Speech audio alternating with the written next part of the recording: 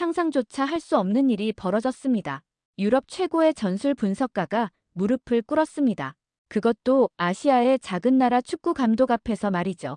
분데스리가에서 20년을 일한 그가 한국인 감독에게 고개를 숙였습니다. 하지만 그 감독이 떠난 후 믿을 수 없는 일이 벌어졌습니다. 전국적인 아우성이 시작됐죠. 도대체 무슨 일이 있었기에 수백만 팬들이 거리로 나와 한 사람의 이름을 외쳤을까요? 지금부터 그 놀라운 이야기를 시작합니다. 여러분의 따뜻한 좋아요와 구독 한 번이 이 채널을 지켜줍니다. 지금 이 영상을 보고 계신 지역도 댓글로 소통해주세요. 지금 시작합니다. 2022년 11월, 저는 자카르타 공항에 내렸습니다. 마르쿠스 슈미트, 독일 분데스리가에서 20년간 전술 분석을 해온 전문가죠. UEFA로부터 특별 임무를 받았습니다. 아시아 축구의 발전 가능성을 평가하라는 거였어요. 솔직히 기대는 하지 않았습니다. 제 머릿속엔 이미 결론이 나 있었거든요. 아시아 축구는 유럽에 비해 최소 20년은 뒤처져 있다고 생각했습니다. 공항을 나서자 후덥지근한 열기가 저를 덮쳤어요. 11월인데도 30도가 넘었습니다. 택시를 타고 시내로 향하는데 운전사가 신나게 떠들기 시작했죠. 코치신을 아시나요? 저는 고개를 저었습니다. 그러자 운전사는 흥분해서 말했어요. 우리 국가대표 감독이에요. 한국에서 온 마법사죠. 저는 속으로 비웃었습니다. 마법사라니요. 축구는 마법이 아니라 과학입니다. 호텔에 체크인하고 첫 미팅 장소로 향했어요. 아시아 축구연맹 사무실이었습니다. 거기서 호주 출신 기술위원 라클란을 만났죠. 그는 저처럼 회의적이었습니다. 마르쿠스, 솔직히 말하면 여기 와서 뭘 배우겠어? 라클란이 쓴웃음을 지으며 말했습니다. 저는 고개를 끄덕였어요. 보고서 형식적으로 쓰고 빨리 돌아가면 되지. 우리는 커피를 마시며 유럽 축구 이야기를 나눴습니다. 프리미어리그의 전술 트렌드, 분데스리가의 최신 데이터 분석 시스템. 그게 진짜 축구였으니까요. 다음 날 인도네시아 국가대표 훈련장을 방문했습니다. 자카르타 외곽의 낡은 시설이었어요. 잔디는 군데군데 벗겨져 있었고 조명 시설도 형편없었습니다. 저는 노트북을 꺼내 들고 훈련을 관찰하기 시작했죠. 선수들이 몸을 풀고 있었어요. 평균 신장은 173cm 정도였습니다. 유럽 선수들보다 확실히 작았죠. 체격도 왜소했습니다. 그때 한 남자가 훈련장 중앙으로 걸어 나왔어요. 검은색 트레이닝복을 입은 동양인이었습니다. 신태용 감독이었죠. 그는 조용히 선수들을 모았습니다. 호각을 불지도 않았어요. 그냥 손짓 하나로 선수들이 모여들었습니다. 저는 그 모습을 보며 속으로 생각했죠. 카리스마가 없어 보이는군. 유럽 명장들과는 다르다고요. 훈련이 시작됐습니다. 신태용은 복잡한 패스 훈련을 시켰어요. 선수들이 삼각형 대형으로 움직이며 빠르게 공을 돌렸습니다. 저는 노트북에 타이핑했습니다. 기본적인 티키타카 모방, 독창성 없음. 라클란도 옆에서 고개를 저었어요. 바르셀로나 스타일을 흉내내는 것 같은데 체격으로 유럽을 이길 수 있을까? 점심시간이 됐습니다. AFC 담당자가 신태용과 면담을 주선해줬어요. 우리는 훈련장 옆 작은 사무실로 들어갔습니다. 신태용은 조용히 웃으며 악수를 청했죠. 반갑습니다. 많이 배우고 싶습니다. 그의 영어는 유창하지 않았어요. 하지만 눈빛은 맑았습니다. 저는 형식적으로 몇 가지 질문을 던졌어요. 감독님의 전술 철학은 무엇입니까? 신태용은 잠시 생각하더니 대답했습니다. 축구는 약자도 이길 수 있는 게임입니다. 중요한 건 머리를 쓰는 거죠. 저는 노트에 적었습니다. 추상적인 답변, 구체성 부족. 사실 그의 말이 귀에 들어오지도 않았어요. 이미 제 결론은 정해져 있었으니까요. 라클란이 물었습니다. 인도네시아 선수들의 약점을 어떻게 보완하시나요? 신태용은 미소 지었어요. 약점이 아니라 특성입니다. 작지만 빠릅니다. 덩치는 작지만 영리하죠. 그걸 살리는 게 제 일입니다. 면담을 마치고 나오는 길에 라클란이 말했어요. 전형적인 아시아식 답변이야. 구체적인 전술 이야기는 하나도 없고. 저도 동의했습니다. 맞아. 그냥 정신론만 늘어놓더라고. 유럽에선 통하지 않는 방식이지. 우리는 호텔로 돌아와 맥주를 마셨습니다. 그날 저녁 저는 일기를 썼어요. 인도네시아 축구, 예상대로 낙후됐음. 감독의 비전도 불명확. 향후 발전 가능성 낮음. 하지만 저는 몰랐습니다. 제가 본 건 빙산의 일각이었다는 걸요. 신태용이라는 남자가 조용히 준비하고 있던 혁명에 대해선 전혀 알지 못했죠. 그리고 불과 몇 주 후 제 모든 편견이 산산조각 날 거라는 것도 상상하지 못했습니다. 일주일이 지났습니다. 저는 인도네시아의 여러 축구 시설을 돌아다녔어요. 유소년 아카데미, 프로팀 훈련장, 지역 축구센터까지 말이죠. 갈 때마다 실망만 쌓였습니다. 시설은 낙후됐고 훈련 방식은 구식이었어요. 제 보고서는 점점 부정적으로 변해갔습니다. 어느 날 BBC 스포츠 기자 데이비드 존슨을 만났어요. 그는 20년간 아시아 축구를 취재한 베테랑이었습니다. 우리는 자카르타 시내 카페에서 만났죠. 데이비드는 첫 마디부터 직설적이었어요. 마르쿠스, 솔직히 인도네시아 축구 어때 보여? 저는 커피를 한 모금 마시고 대답했습니다. 글쎄요. 기대 이하네요. 신태용이란 감독도 별로고요. 데이비드가 고개를 끄덕였어요. 맞아. 나도 그렇게 봐. 한국에서 온 감독인데 뭐 특별한 게 있겠어? 그는 노트북을 열어 기사 초안을 보여줬습니다. 인도네시아. 또다시 실패한 외국인 감독 실험 제목이었어요. 저는 웃었습니다. 정확한 분석이네요. 우리는 2시간 동안 아시아 축구의 문제점을 논했죠. 인프라 부족, 전술 이해도 낮음, 피지컬 열세. 결론은 하나였습니다. 아시아는 아직 멀었다. 그날 밤 SNS를 확인했어요. 제 트위터 계정엔 수천 명의 팔로워가 있었습니다. 대부분 유럽 축구 팬들이었죠. 저는 간단히 글을 올렸어요. 인도네시아 국가대표 훈련 참관 중. 유럽과의 격차는 생각보다 크다. 신태용 감독의 전술은 독창성이 부족해 보임. 게시물은 순식간에 퍼져나갔습니다. 댓글들이 달렸어요. 역시 아시아는 안 되지. 돈 낭비하지 말고 유럽 감독 데려와야지. 신태용, 누군데? 다음 날 아침, 제 핸드폰이 울렸습니다. AFC의 네덜란드 출신 담당관 리사였어요. 그녀는 약간 화난 목소리였습니다. 마르쿠스, 어제 트윗 봤어요. 너무 성급한 판단 아닌가요? 저는 의아했어요. 무슨 말씀이죠? 제가 본 걸 솔직하게 말한 건데요. 리사가 한숨을 쉬었습니다. 신태용 감독은 당신이 생각하는 것보다 훨씬 더 깊이 생각하는 사람이에요. 한 번 더 자세히 봐주세요. 저는 리사의 말이 이해되지 않았어요. 더 자세히 보라니요? 저는 20년 경력의 전문가입니다. 일주일 관찰하면 충분해요. 하지만 리사는 계속 설득했습니다. 다음 주 평가전이 있어요. 태국과의 경기죠. 그 경기를 꼭 봐주세요. 그리고 판단해도 늦지 않아요. 저는 마지못해 동의했습니다. 어차피 보고서에 실전 경기 분석도 필요했으니까요. 평가전 전날 훈련장을 다시 방문했습니다. 이번엔 라클란과 데이비드도 함께였어요. 우리 셋은 관중석에 앉아 훈련을 지켜봤죠. 신태용은 이상한 훈련을 시키고 있었습니다. 선수들이 3-4-3 포메이션으로 섰는데 갑자기 4-2-3-1으로 바뀌더니 다시 3-5-2로 변했어요. 대형이 계속 변화했습니다. 라클란이 중얼거렸어요. 뭐 하는 거야? 선수들만 헷갈리게 하잖아. 데이비드도 고개를 저었습니다. 경기 하루 전에 대형을 바꾸다니. 정신이 없네. 저는 노트북에 적었어요. 전술적 일관성 부족. 선수들 혼란 가중. 우리는 훈련이 끝난 후 신태용에게 질문할 기회가 있었습니다. 감독님, 왜 대형을 자꾸 바꾸시나요? 제가 물었어요. 신태용은 잠시 생각하더니 대답했습니다. 상황에 맞춰 변화해야 하니까요. 한 가지 방법만으론 이길 수 없어요. 저는 속으로 한숨을 쉬었습니다. 또 추상적인 답변이었죠. 라클란이 끼어들었어요. 하지만 선수들이 혼란스러워하지 않나요? 신태용은 고개를 저었습니다. 아니요. 우리 선수들은 영리해요. 금방 적응합니다.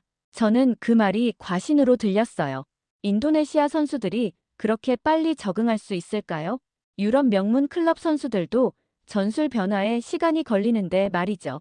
데이비드가 더 날카로운 질문을 던졌습니다. 감독님, 솔직히 인도네시아가 태국을 이길 수 있다고 보십니까? 태국은 동남아시아 최강팀이었어요. 인도네시아보다 FIFA 랭킹도 30계단 위였습니다. 신태용은 조용히 미소 지었어요. 해보지 않고는 모르죠. 하지만 우리에겐 계획이 있습니다. 저는 그 미소가 마음에 들지 않았어요. 근거 없는 자신감처럼 보였거든요. 우리는 훈련장을 나섰습니다. 차에 타자마자 라클란이 폭발했어요. 계획이 있다고? 무슨 계획? 난 아무것도 안 보이는데. 데이비드도 동의했습니다. 내일 경기 끝나면 기사 쓸 거야. 신태용의 실패한 실험 제목으로. 그날 저녁 호텔방에서 저는 보고서를 정리했습니다. 결론 부분을 쓰기 시작했어요. 신태용 감독의 전술은 체계성이 부족하며 선수단 관리 능력에도 의문이 제기됨. 인도네시아 축구의 발전을 위해서는 보다 경험 많은 유럽 출신 지도자 영입이 필요할 것으로 사료됨. 타이핑을 마치고 저는 잠자리에 들었습니다. 하지만 그날 밤 저는 이상한 꿈을 꿨어요. 신태용이 조용히 웃으며 체스판을 움직이는 꿈이었습니다. 체스 말들이 축구 선수로 변했고 상대방 킹이 쓰러졌죠. 저는 식은땀을 흘리며 깼습니다. 시계를 보니 새벽 3시였어요. 왠지 불안한 기분이 들었습니다. 하지만 곧 고개를 저었죠. 그냥 꿈일 뿐이라고 스스로를 다독였어요. 다음 날이 밝았습니다. 역사적인 경기가 열리는 날이었죠. 저는 전혀 몰랐습니다. 그날의 90분이 제 인생을 완전히 바꿀 거라는 걸요. 경기 당일 오후, 우리는 갤로라 붕카르노 스타디움에 도착했습니다. 자카르타의 메인 경기장이었어요. 8만 명을 수용할 수 있는 거대한 스타디움이었죠. 하지만 날씨는 최악이었습니다. 폭우가 쏟아졌어요. 경기장 잔디는 물에 잠겨 있었습니다. 저는 프레스석에 자리를 잡았어요. 라클란과 데이비드도 옆에 앉았습니다. 우리는 노트북을 펼쳐놓고 경기 분석 프로그램을 켰죠. 데이비드가 말했어요. 이 날씨에 무슨 축구를 하겠어. 그냥 물장구 치는 경기가 될 거야. 저도 동의했습니다. 폭우 속 경기는 전술보다 운이 좌우하거든요. 오후 7시 경기가 시작됐습니다. 태국은 예상대로 강했어요. 킥오프와 동시에 공격적으로 압박했습니다. 인도네시아 선수들은 당황한 듯 보였어요. 초반 5분 만에 태국이 슈팅을 3개나 날렸습니다. 저는 노트북에 적었어요. 예상대로 일방적인 경기. 인도네시아 수비 붕괴 위기. 10분쯤 됐을 때였습니다. 태국의 스트라이커가 페널티 박스 안에서 공을 잡았어요. 골이 들어가는 줄 알았습니다.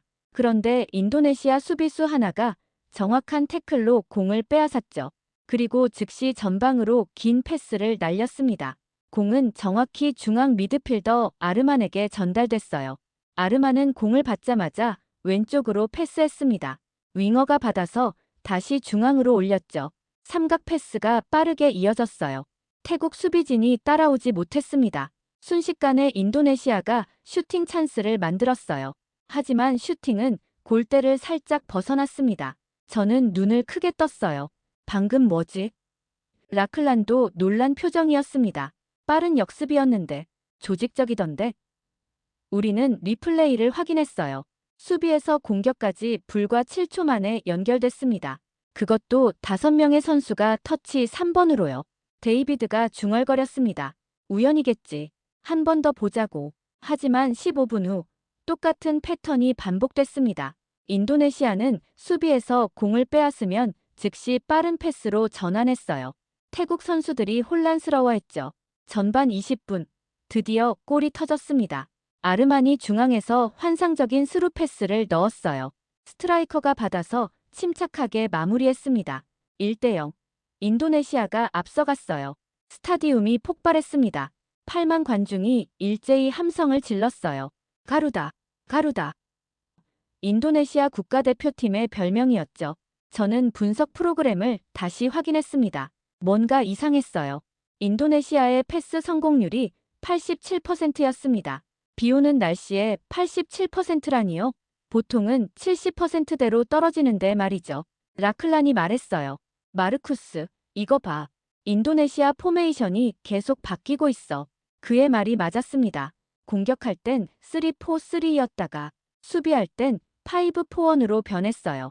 그것도 자연스럽게 전환됐습니다. 선수들이 자기 위치를 완벽히 이해하고 있었던 거죠. 저는 갑자기 어제 훈련이 떠올랐어요. 신태용이 계속 대형을 바꾸며 연습시킨 그 훈련. 전반이 끝났습니다. 1대0으로 인도네시아가 리드하고 있었어요. 우리는 하프타임의 통계를 분석했습니다. 놀라운 수치들이 나왔죠.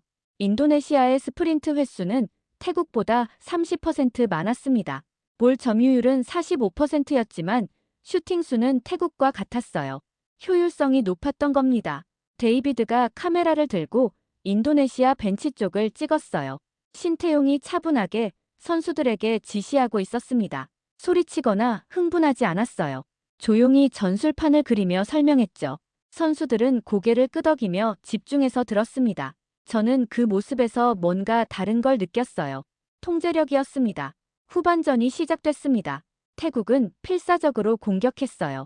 코치가 공격수를 한 명 더 투입했죠.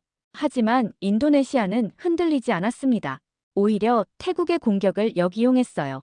후반 15분, 두 번째 골이 터졌습니다. 역습 상황에서 윙어가 환상적인 개인기로 골을 넣었어요. 2대 0이었습니다.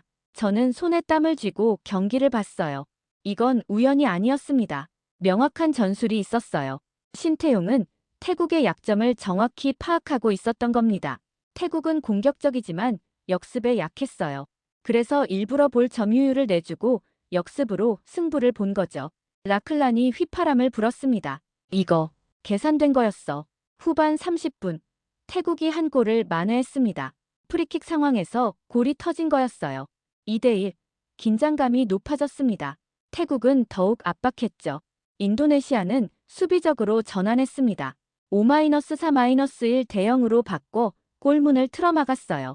마지막 10분은 숨막히는 공방이었습니다. 그때 신태용이 마지막 교체를 단행했어요. 지친 공격수를 빼고 수비형 미드필더를 넣었습니다. 데이비드가 고개를 끄덕였어요. 현명한 선택이야. 저 시간에 무리하게 공격할 필요 없지. 인도네시아는 완벽한 수비 조직력을 보여줬습니다. 태국의 공격을 모두 막아냈어요. 휘슬이 울렸습니다. 경기 종료. 2대 1로 인도네시아가 승리했어요. 스타디움은 완전히 미쳐버렸습니다. 관중들이 뛰어내리고 선수들은 서로 껴안았죠. 신태용은 조용히 악수를 나누며 선수들을 격려했습니다. 그의 얼굴에는 여전히 차분한 미소만 있었어요. 저는 노트북을 덮었습니다. 손이 떨렸어요. 제가 뭘 본 걸까요? 이건 단순한 승리가 아니었습니다. 완벽한 전술적 승리였어요. 약한 팀이 강한 팀을 이긴 게 아니라 더 뛰어난 전술이 이긴 거였습니다. 라클란이 제 어깨를 두드렸어요. 마르쿠스, 우리가 뭘 놓친 것 같아. 경기장을 나오는데 수천 명의 팬들이 신태용의 이름을 외치고 있었습니다. 고마워요, 신. 감사합니다. 고맙습니다. 신 감독님이라는 뜻이었어요. 저는 그 함성을 들으며 생각했습니다. 혹시 제가 처음부터 잘못 봤던 건 아닐까? 편견이 제 눈을 가린 건 아닐까? 그날 밤 저는 보고서를 지웠습니다. 전부 다요. 그리고 처음부터 다시 쓰기 시작했어요. 이번엔 열린 마음으로 말이죠. 다음 날 아침 일찍 훈련장으로 향했습니다. 라클란에게 문자를 보냈어요. 오늘 훈련 같이 볼래? 제대로 봐야 할 것 같아. 그도 동의했습니다. 우리는 어제와 완전히 다른 마음가짐으로 훈련장에 도착했죠. 신태용은 이미 와 있었습니다. 선수들보다 2시간 일찍 나온 거였어요. 그는 전술판을 들고 뭔가를 그리고 있었습니다. 저는 조심스럽게 다가갔어요. 감독님, 혹시 인터뷰 가능할까요? 어제 경기에 대해 여쭤보고 싶은 게 많습니다. 신태용은 고개를 들어 저를 봤습니다. 그리고 조용히 웃었어요. 물론이죠. 앉으세요. 저는 노트를 꺼냈습니다. 이번엔 진지했어요. 어떻게 태국의 약점을 파악하셨습니까? 신태용은 잠시 생각했습니다. 3개월 동안 태국 경기를 200개 넘게 분석했어요. 그들의 패턴을 찾았죠. 공격은 강하지만 전환 수비가 약했습니다. 그래서 우리는 역습에 집중했어요. 라클란이 끼어들었어요. 하지만 선수들이 그렇게 빨리 적응할 수 있었던 이유는 뭔가요? 신태용이 대답했습니다. 6개월간 매일 같은 훈련을 반복했습니다. 하루에 4시간씩요. 처음엔 선수들이 힘들어했죠. 왜 이렇게 반복하냐고 물었습니다. 하지만 지금은 몸이 기억해요. 생각하지 않아도 움직입니다. 저는 깨달았습니다. 제가 본 일주일은 6개월 노력의 결과였던 거예요. 빙산의 일각만 보고 전체를 판단했던 겁니다. 얼굴이 화끈거렸어요. 부끄러웠습니다. 저는 솔직하게 말했어요. 감독님, 죄송합니다. 제가 너무 성급하게 판단했습니다. 신태용은 손을 저었습니다. 괜찮아요. 결과로 보여드릴게요. 그때 리사가 훈련장에 도착했어요. 네덜란드 출신 FIFA 담당관이었죠. 그녀는 반가운 표정으로 우리를 봤습니다. 마르쿠스 라클란, 어제 경기 봤어요? 놀랍지 않았어요?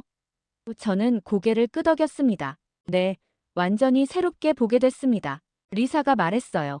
신 감독님이 온 후로 인도네시아 축구가 완전히 바뀌었어요. 제가 자료를 준비해 왔는데 같이 볼래요?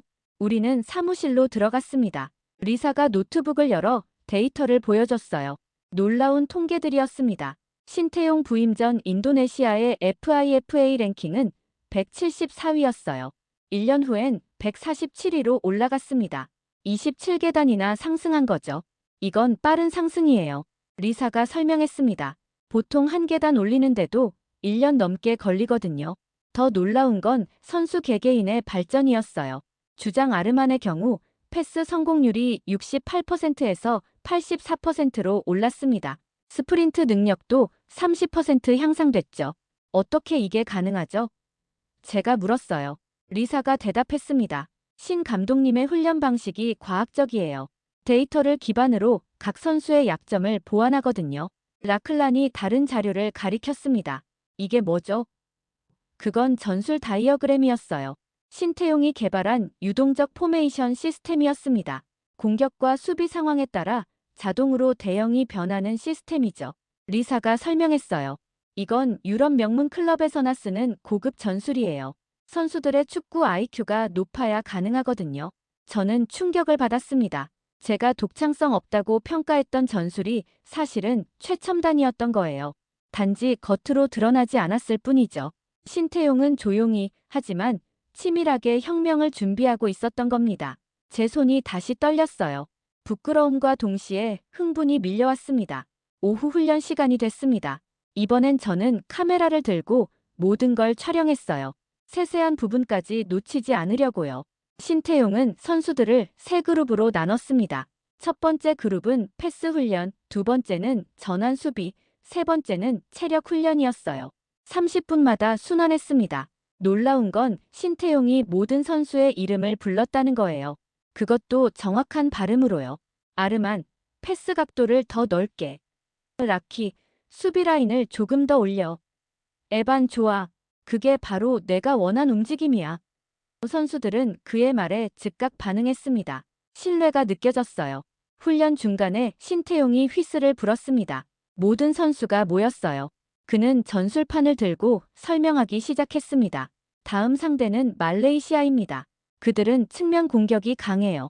우리는 중앙을 장악해야 합니다. 선수들이 집중해서 들었죠. 신태용은 각 포지션별로 구체적인 임무를 지시했어요. 저는 깨달았습니다. 이건 단순한 훈련이 아니라 교육이었어요. 신태용은 선수들을 가르치고 있었습니다. 축구를 이해시키고 있었죠.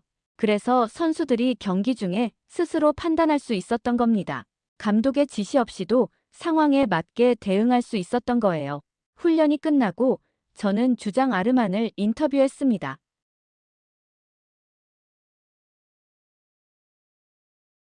코치가 방법을 가르쳐줬거든요. 또 다른 선수를 인터뷰했어요. 수비수 라키였습니다. 신 감독님 오시기 전과 후가 어떻게 다른가요? 라키가 생각하며 대답했습니다. 전엔 그냥 열심히만 뛰었어요. 근데 이제는 머리를 써요. 왜 이렇게 움직여야 하는지 이해하게 됐습니다. 축구가 재밌어졌어요. 저는 그날 저녁 호텔에 돌아와 6시간 동안 보고서를 썼습니다. 완전히 새로운 내용이었어요. 신태용 감독은 아시아 축구의 새로운 모델을 제시하고 있다. 체계적인 데이터 분석, 과학적 훈련 방법, 그리고 무엇보다 선수들에 대한 존중과 교육이 그의 성공 비결이다. 인도네시아의 상승은 우연이 아니라 철저한 준비의 결과다. 타이핑을 마치고 저는 창밖을 봤어요. 자카르타의 야경이 펼쳐져 있었습니다. 도시 전체가 신태용의 이름으로 들끓고 있었죠. SNS에는 신 감독님 감사합니다. 해시태그가 트렌드 1위였어요. 저는 제 트위터를 열어 새 글을 올렸습니다. 제 이전 트윗을 철회합니다. 신태용 감독을 과소평가했습니다. 그는 진정한 전술가입니다. 앞으로의 행보가 기대됩니다. 댓글들이 달렸어요. 마르쿠스가 마음을 바꿨다고. 뭘 본 거야? 인정할 건 인정하네. 저는 미소 지었습니다. 인정하는 게 부끄럽지 않았어요. 오히려 배울 수 있어서 감사했습니다. 진정한 전문가는 잘못을 인정할 줄 아는 사람이니까요. 2달이 흘렀습니다. 저는 인도네시아에 계속 머물렀어요. UEFA에 보고 기간 연장을 요청했죠. 더 지켜봐야 할 게 많았거든요. 그동안 인도네시아는 5경기를 더 치렀습니다. 4승 1무였어요. 그중 베트남과의 원정 경기는 정말 놀라웠죠. 베트남은 동남아시아 축구 강국입니다. 홈에서는 거의 지지 않는 팀이에요. 하지만 인도네시아는 3대1로 완승했습니다. 경기 내용도 압도적이었어요. 볼 점유율 58%, 슈팅 18개, 패스 성공률 89%. 완벽한 경기였죠. 저는 경기 후 기사를 썼습니다. 인도네시아, 동남아시아 새로운 강자로 부상. 데이비드 존슨도 입장을 바꿨어요. 그는 BBC의 특집 다큐멘터리를 제안했습니다. 신태용의 기적 제목으로요. 저도 인터뷰에 참여했죠. 처음 제 판단이 얼마나 성급했는지 부끄럽습니다. 신 감독은 제가 본 최고의 전술가 중 한 명입니다.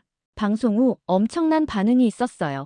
그 즈음 큰 이벤트가 발표됐습니다. 아시안컵 예선이었어요. 인도네시아는 일본, 사우디아라비아와 같은 조에 속했습니다. 모두 인도네시아보다 훨씬 강한 팀들이었죠. 언론은 회의적이었어요. 인도네시아, 조 3위도 어려울 것 같은 기사들이 쏟아졌습니다. 하지만 신태용은 침착했어요. 그는 새로운 전술을 준비하고 있었습니다. 3선 압박 시스템이라고 불렀죠. 수비진, 미드필드, 공격진이 각각 압박 라인을 형성하는 거예요. 상대방이 빌드업할 공간을 주지 않는 전술이었습니다. 훈련에서 선수들은 이 시스템을 완벽히 익혔어요. 첫 예선 경기는 사우디아라비아였습니다. 자카르타 홈 경기였어요. 경기 일주일 전부터 티켓이 매진됐습니다. 10만 명 규모의 스타디움이 가득 찼죠. 저도 프레스석에 자리를 잡았습니다. 이번엔 독일 축구협회 관계자들도 함께였어요. 그들도 신태용의 명성을 듣고 온 거였습니다. 경기가 시작됐습니다. 사우디아라비아는 돈으로 영입한 유럽 스타 선수들이 많았어요. 평균 몸값이 인도네시아의 10배였죠. 하지만 경기 시작 5분 만에 분위기가 바뀌었습니다.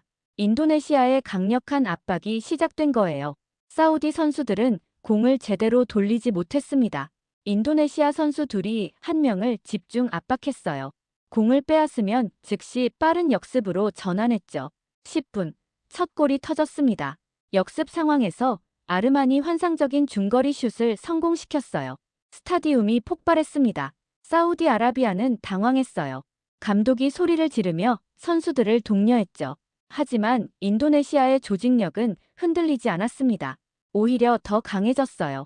20분, 두 번째 골이 들어갔습니다. 코너킥 상황에서 헤딩골이었죠.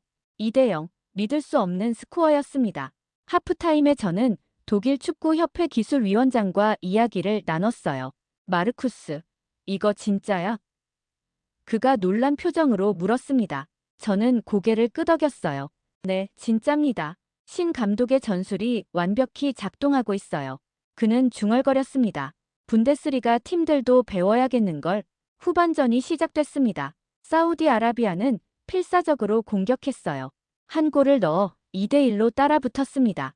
긴장감이 높아졌죠. 하지만 신태용은 차분했어요. 그는 교체 카드를 현명하게 사용했습니다. 지친 공격수 대신 신선한 윙어를 투입했죠. 후반 35분, 결정타가 나왔습니다. 새로 들어온 윙어가 왼쪽에서 드리블로 2명을 제치고 침투했어요. 그리고 정확한 크로스를 올렸습니다. 아르만이 완벽한 타이밍에 뛰어들어 헤딩했죠. 골. 3대1이었습니다. 경기는 끝났어요. 휘슬이 울렸습니다. 10만 관중이 일제히 일어섰어요. 신태용의 이름을 외쳤습니다. 선수들은 그를 들어올렸죠. 감독이 공중으로 던져졌어요. 신태용은 웃으며 손을 흔들었습니다. 저는 그 장면을 보며 눈물이 났어요. 아름다웠습니다. 경기 후 기자회견이 있었어요. 신태용은 차분하게 말했습니다. 선수들이 완벽하게 해줬어요. 제 역할은 방향을 제시한 것뿐입니다. 진짜 영웅은 선수들이죠. 겸손한 태도였어요. 사우디아라비아 감독은 인정했습니다. 오늘 우리는 더 나은 팀에게 졌습니다. 신 감독님께 경의를 표합니다. 저는 그날 밤 긴 기사를 썼어요. 인도네시아의 기적은 우연이 아니다. 신태용이라는 천재 전술가가 만들어낸 혁명이다. 그는 약팀을 강팀으로 만드는 방법을 보여줬다. 이는 세계 축구계에 중요한 교훈을 준다. 돈과 스타가 전부가 아니다. 올바른 전술과 조직력이 더 중요하다. 기사는 전 세계로 퍼졌습니다. BBC, ESPN, 스포츠 일러스트레이트가 모두 인도네시아 특집을 다뤘어요. 신태용의 사진이 표지를 장식했죠. 아시아의 무리뉴 같은 별명도 생겼습니다. 저는 그런 별명이 오히려 그를 제안하는 것 같았어요. 신태용은 신태용이었으니까요. 다음 경기는 일본이었습니다. 아시아 최강팀이죠. 모두가 인도네시아의 패배를 예상했어요. 하지만 결과는 1대1 무승부였습니다. 일본을 상대로 무승부라니. 이건 역사적인 결과였어요. 인도네시아 축구 역사상 일본에게서 승점을 딴 건 처음이었습니다. 경기 내용도 놀라웠어요. 인도네시아는 일본을 상대로 주눅 들지 않았습니다. 오히려 당당하게 맞섰죠. 볼 점유율은 45대 55로 일본이 앞섰지만 슈팅 수는 같았어요. 인도네시아의 조직력이 일본의 개인기를 막아낸 겁니다. 일본 감독은 경기 후 말했습니다. 인도네시아가 이렇게 강할 줄 몰랐어요. 신 감독님의 전술이 인상적이었습니다. 우리도 배울 게 많네요. 이 발언은 충격적이었어요. 일본 감독이 인도네시아에게 배운다고 말한 거니까요. 역사적인 순간이었습니다. 예선이 끝났습니다. 인도네시아는 조 2위로 본선에 진출했어요. 기적이었죠. 전문가들은 조 꼴찌를 예상했었거든요. 하지만 인도네시아는 모두의 예상을 뒤집었습니다. 신태용의 마법이 현실이 된 거예요. 축하 행사가 열렸습니다. 대통령이 직접 선수단을 청와대로 초청했어요. 신태용에게 국민훈장을 수여했습니다.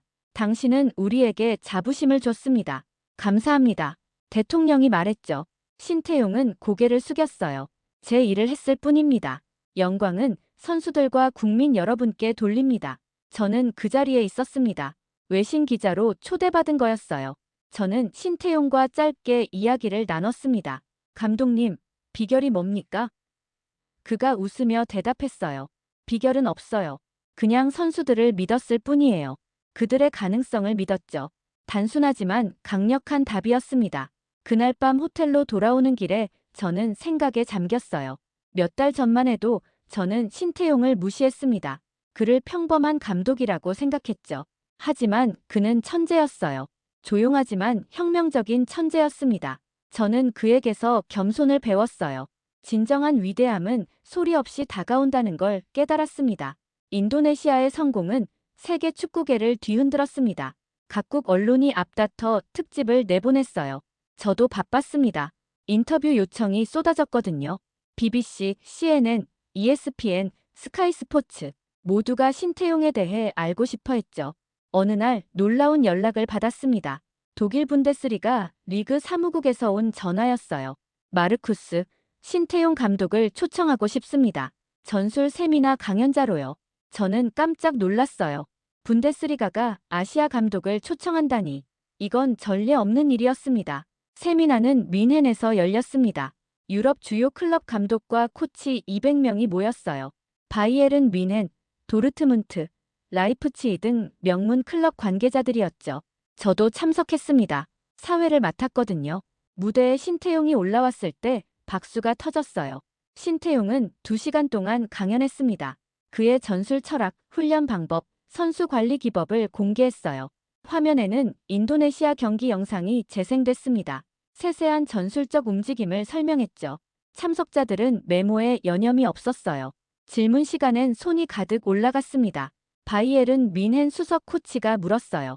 감독님, 선수들의 전술 이해도를 어떻게 높이셨습니까? 신태용이 대답했습니다. 영상 분석을 많이 활용했어요. 선수들에게 왜 그렇게 움직여야 하는지 보여줬죠. 이해하면 실천이 쉬워집니다.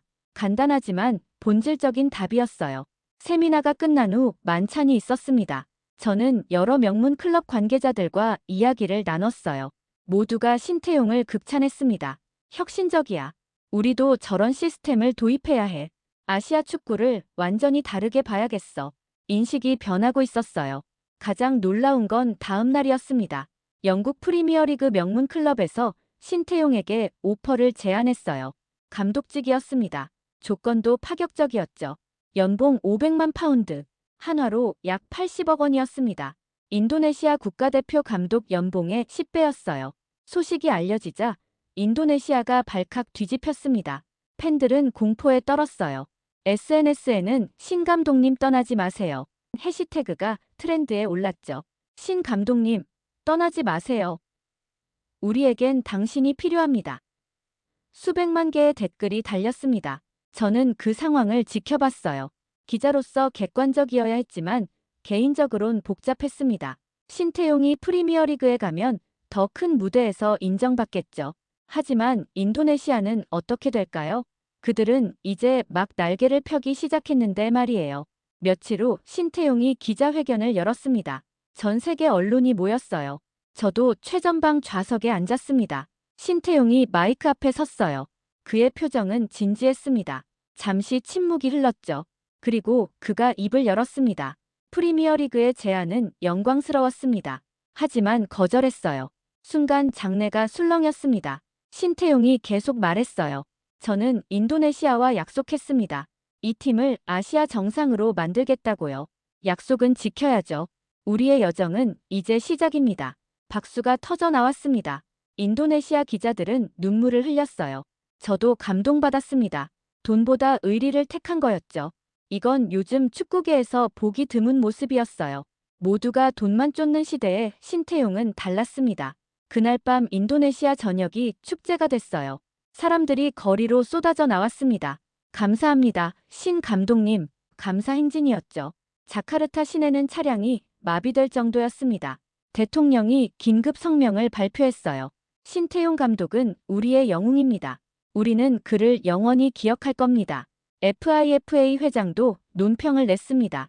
신태용 감독의 선택은 축구의 진정한 가치를 보여줍니다.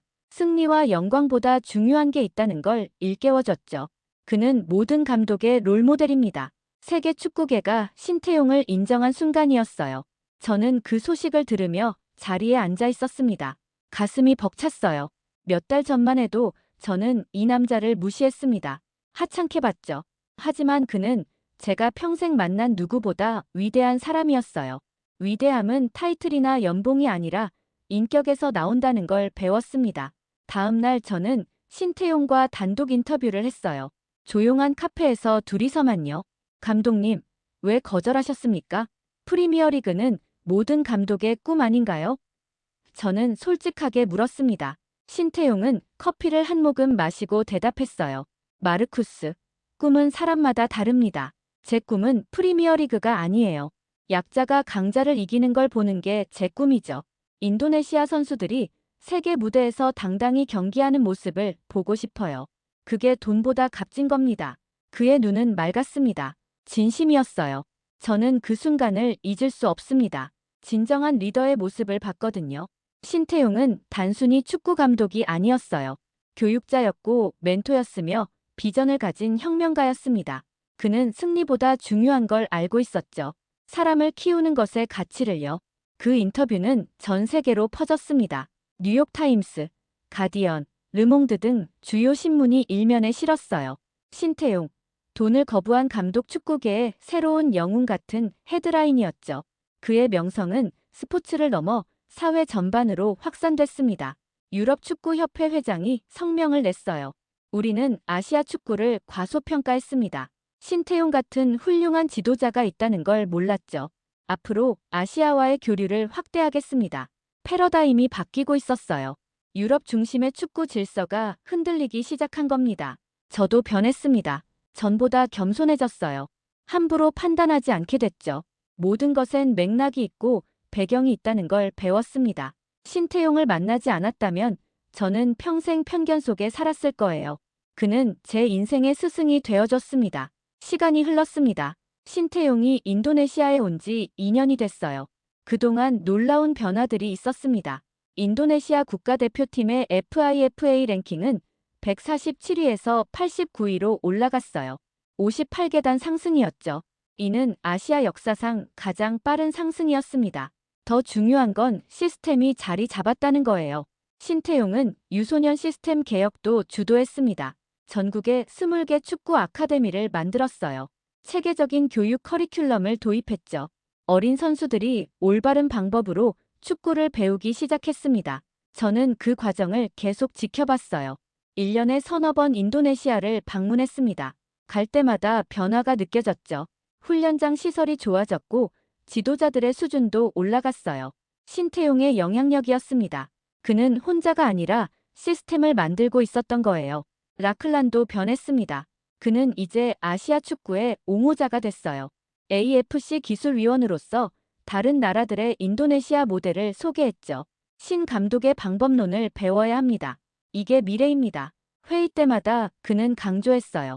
데이비드 존슨은 책을 썼습니다. 신태용의 혁명 축구로 바꾼 나라 제목이었어요. 베스트셀러가 됐죠. 책에는 신태용의 전술 분석부터 인도네시아의 변화까지 모든 게 담겨 있었습니다. 저도 추천사를 썼어요. 이 책은 편견을 깨는 법을 가르쳐 줍니다. 가장 극적인 변화는 유럽 클럽들의 태도였어요. 예전엔 인도네시아 선수를 아무도 거들떠보지 않았습니다. 하지만 이제는 달랐어요. 네덜란드, 벨기에, 포르투갈 리그에서 스카우터들이 왔습니다. 인도네시아 리그를 관찰하러 온 거였죠. 실제로 몇몇 선수들이 유럽으로 이적했어요. 주장 아르마는 벨기에 일부 리그로 갔습니다. 윙어 한 명은 포르투갈로 떠났죠. 인도네시아 축구 역사상 처음 있는 일이었어요. 신태용이 만든 기회였습니다. 저는 어느 날 특별한 초대를 받았습니다. 인도네시아 축구 협회 창립 기념식이었어요. 신태용에게 명예의 전당 헌액식이 있었죠. 저도 연사로 초대받았습니다. 저는 무대에 올라 말했어요. 여러분, 저는 2년 전 이곳에 왔을 때 편견으로 가득 차 있었습니다. 아시아 축구를 무시했죠. 특히 신태용 감독을 과소평가했습니다. 하지만 저는 틀렸어요. 완전히 틀렸습니다. 장내가 조용해졌어요. 신 감독님은 제게 가장 중요한 교훈을 줬습니다. 겸손의 힘을요. 진정한 위대함은 조용히 다가온다는 걸 배웠어요. 그리고 사람을 절대 겉모습으로 판단하면 안 된다는 것도요. 감독님께 진심으로 감사드립니다. 저는 고개를 숙였습니다. 박수가 터져 나왔어요. 저는 자리로 돌아왔습니다. 눈가가 촉촉해졌죠. 부끄러운 과거를 공개적으로 고백하는 건 쉽지 않았어요. 하지만 필요한 일이었습니다. 잘못을 인정해야 진정으로 성장할 수 있으니까요. 신태용이 무대에 올랐습니다. 그는 트로피를 받고 짧은 소감을 말했어요. 저는 특별한 사람이 아닙니다. 그냥 제 일을 했을 뿐이죠. 진짜 영웅은 선수들입니다. 그리고 이 나라 국민 여러분이에요. 여러분이 믿어줘서 가능했습니다.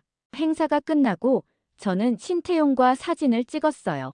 그와 함께 찍은 첫 사진이었습니다. 저는 웃으며 말했죠. 감독님, 2년 전 제 트윗 기억하세요? 정말 부끄럽습니다. 신태용이 웃었어요. 괜찮아요. 마르쿠스, 당신은 변했잖아요. 그게 중요한 거죠. 그날 밤 호텔방에서 저는 오래된 일기를 꺼냈습니다. 2년 전 첫날 쓴 일기였어요. 인도네시아 축구, 예상대로 낙후됐음. 감독의 비전도 불명확. 저는 그 문장을 읽으며 씁쓸하게 웃었습니다. 얼마나 어리석었는지 모르겠어요. 새로운 일기를 썼습니다. 오늘 나는 과거의 잘못을 공개적으로 인정했다. 부끄러웠지만 후련했다. 신태용 감독은 나에게 축구 이상의 것을 가르쳐줬다. 삶의 태도, 사람을 대하는 법, 그리고 진정한 리더십이 무엇인지를 배웠다. 이 경험은 내 인생에서 가장 소중한 선물이 될 것이다. 다음 날 아침 공항으로 향했습니다. 독일로 돌아갈 시간이었어요. 신태용이 배웅을 나왔습니다. 저는 그와 포옹했죠. 감독님, 다음에 또 뵙겠습니다. 신태용이 말했어요. 마르쿠스, 독일에서도 잘하세요. 당신은 훌륭한 분석가예요. 비행기에 올랐습니다. 창밖으로 자카르타가 보였어요. 2년 전만 해도 낯설고 무시했던 도시였죠. 이제는 제2의 고향 같았습니다. 비행기가 이륙하며 저는 생각했어요. 사람은 변할 수 있다고, 편견도 깨질 수 있다고, 그리고 진정한 만남은 우리를 성장시킨다고요. 6개월 후 놀라운 소식이 들려왔습니다. 인도네시아가 아시안컵 4강에 진출한 거예요. 역사상 최초였죠. 전 세계가 놀랐습니다. 인도네시아의 기적은 계속된다. 헤드라인이 터져 나왔어요. 저는 즉시 비행기 표를 끊었습니다. 4강전을 놓칠 수 없었거든요. 상대는 한국이었어요. 아이러니하게도 신태용의 조국이었죠. 경기는 카타르 도하에서 열렸습니다. 저는 경기 전날 도착해서 신태용을 만났어요. 감독님, 조국과의 경기는 어떤 기분이세요? 제가 물었습니다. 신태용은 잠시 생각했어요. 복잡하죠. 한국은 제 고향입니다. 하지만 지금 제 팀은 인도네시아예요. 최선을 다할 겁니다. 프로페셔널한 답변이었어요. 경기 당일 스타디움은 인도네시아 팬들로 가득 찼습니다. 5만 명이 넘는 관중이었어요. 대부분이 인도네시아에서 온 팬들이었죠. 그들은 을 외쳤습니다. 한국 팬들도 있었어요. 그들은 복잡한 표정이었죠. 응원할 팀을 고민하는 것 같았습니다. 경기가 시작됐습니다. 한국은 강했어요. 손흥민을 필두로 한 공격진이 무서웠죠. 하지만 인도네시아는 주눅 들지 않았습니다. 신태용의 전술대로 조직적으로 수비하고 기회를 노렸어요. 전반전은 0대0으로 끝났습니다. 후반전이 시작됐습니다. 한국이 먼저 골을 넣었어요. 손흥민의 환상적인 프리킥이었죠. 1대0. 한국이 리드했습니다. 하지만 인도네시아는 포기하지 않았어요. 10분 후 아르만이 동점골을 터뜨렸습니다. 1대1이었죠. 경기는 연장전으로 갔습니다. 양팀 모두 지쳐 있었어요. 하지만 정신력으로 버텼죠. 연장 후반 5분. 극적인 순간이 왔습니다. 인도네시아가 코너킥 찬스를 얻은 거예요. 키커가 공을 올렸습니다. 혼전 속에서 인도네시아 수비수가 헤딩했어요. 골. 2대1. 인도네시아가 역전했습니다. 스타디움이 폭발했습니다. 인도네시아 선수들이 서로 껴안고 울었어요. 관중들은 환호성을 질렀죠. 한국팀은 땅에 주저앉았습니다. 마지막 5분을 버텨야 했어요. 인도네시아는 필사적으로 수비했습니다. 휘슬이 울렸습니다. 경기 종료. 인도네시아가 결승에 올랐어요. 믿을 수 없는 일이었습니다. 선수들은 신태용을 둘러싸고 울었어요. 신태용도 눈물을 흘렸습니다. 처음으로 감정을 드러낸 순간이었죠. 저는 경기장을 뛰어내려갔습니다. 기자 출입증을 흔들며 필드로 들어갔어요. 신태용에게 다가가 포옹했습니다. 감독님, 축하드립니다. 역사를 만드셨어요. 신태용은 웃으며 말했어요. 고마워요, 마르쿠스. 당신도 이 여정의 일부예요.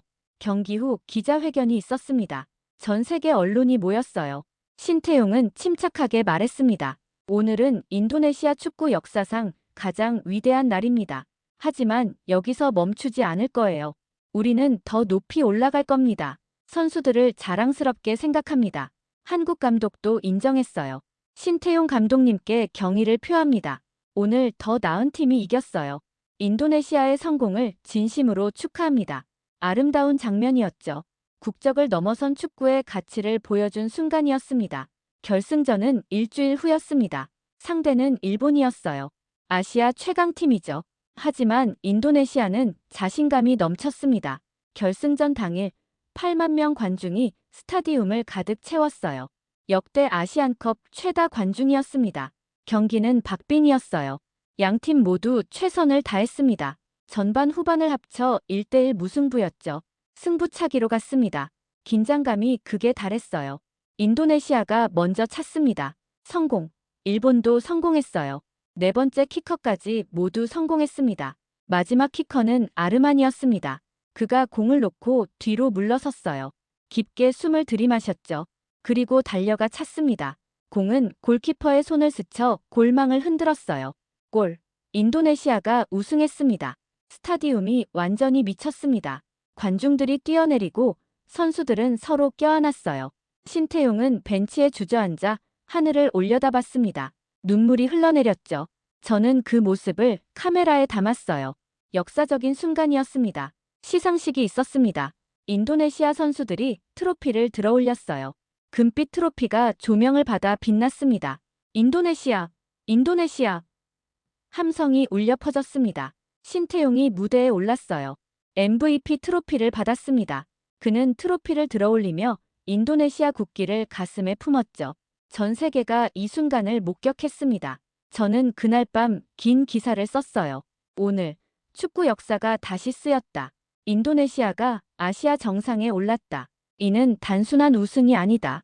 약자도 이길 수 있다는 증명이다. 신태용이라는 한 사람의 비전이 한 나라를 바꿨다. 이것이 스포츠의 힘이다. 이것이 리더십의 힘이다. 기사는 퓰리처상 스포츠 부문 후보에 올랐습니다. 하지만 그건 중요하지 않았어요. 제게 중요한 건 제가 변했다는 거였습니다. 편견으로 가득했던 사람이 열린 마음을 갖게 됐죠.